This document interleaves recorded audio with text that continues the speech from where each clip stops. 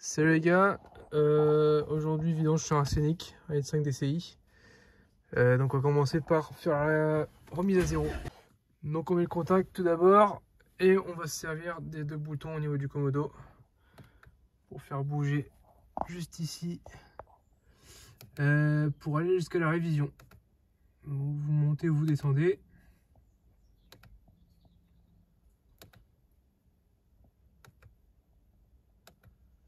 Jusqu'à avoir la révision. Donc moi je l'ai déjà remis à 0, mais si c'était pas remis à 0, vous restez appuyé sur le bouton du dessus jusqu'à ce que ça clignote, et même quand ça clignote vous restez appuyé jusqu'à ce que les messages s'effacent et ça l'aura remis à 0. Donc voilà, déjà une bonne chose de faite, et puis on va attaquer la vidange. Bon, on y est. D'abord je vais la mettre sur chandelle pour la lever parce que de toute façon le filtre à gasoil est juste ici au fond là. Donc je vais devoir y accéder par le pare-boue, donc on va la lever, et moi je fais vidange, filtre à gasoil, filtre à huile, donc voilà.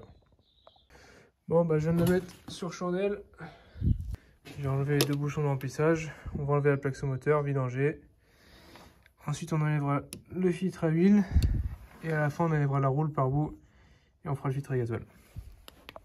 Il y a des vis de 10 tout le long, il y en a une là, je crois qu'il y en a deux au loin là-bas, de 10, et d'autres sur le côté, et puis on fait le tour et on enlève ça. Bon, j'ai enlevé toutes les vis et enlevé la plaque. On a le bouton champ de vidange qui est juste ici, juste là, hop là. On va enlever ça. Il vous faudra un carré de vidange comme ça. Oh putain. Hop là.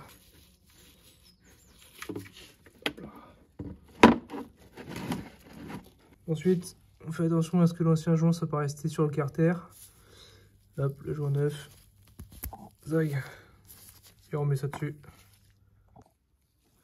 Donc le filtre à huile il est là.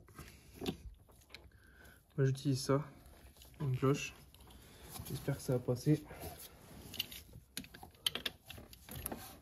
Hop.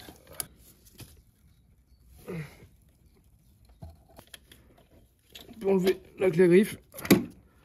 C'est quand même mieux si vous avez l'outil exprès. Hop là. Zag. Voilà l'ancien. Important de bien graisser le plan de joint. Soit avec l'ancienne huile, soit avec de la graisse blanche. Pour pas que ça colle. Et on le remet. Bon, ensuite on va enlever la roue pour faire le filtre à gasoil.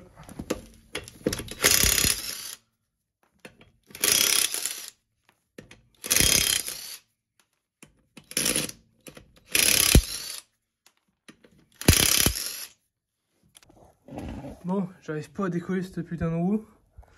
Donc je vais essayer de le faire sans enlever la roue. Donc il y a un clip ici. Il y en a un qui est là, que je vais enlever. Il y en a un autre en dessous. Hop là.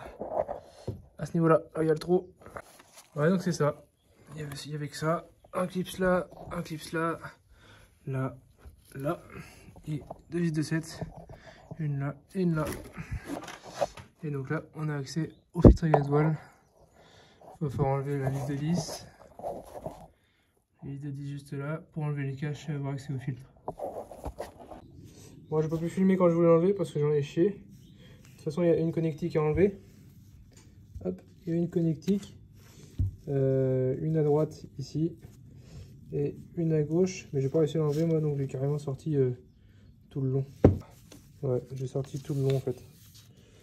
Jusqu'à la poire d'amorçage. J'ai sorti ça, comme ça j'ai sorti tout le long parce que j'arrivais pas à sortir celle-là de derrière.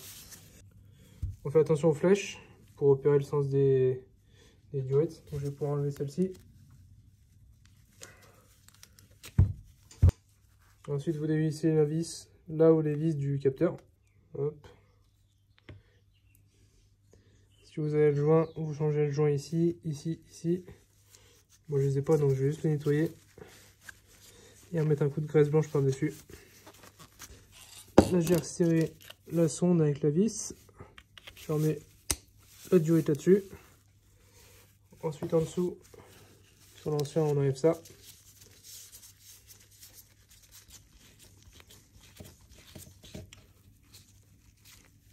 Hop. Dingue. On est prêt à le remettre sur la bagnole. Donc, celui-ci par exemple, moi j'ai enlevé en entier, donc je le remets sur la pompe.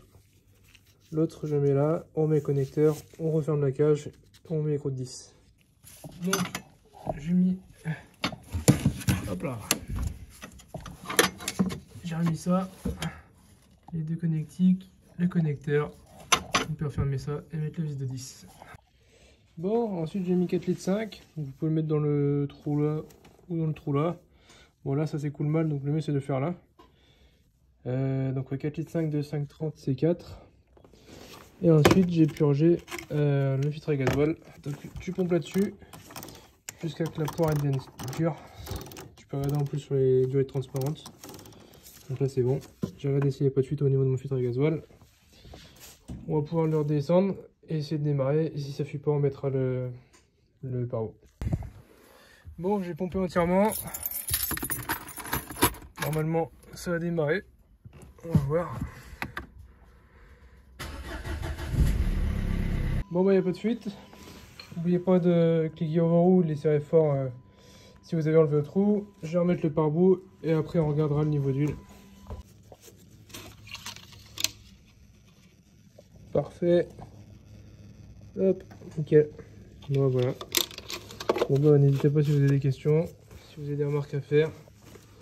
Et puis voilà, n'hésitez pas à vous abonner aussi. Et à la prochaine.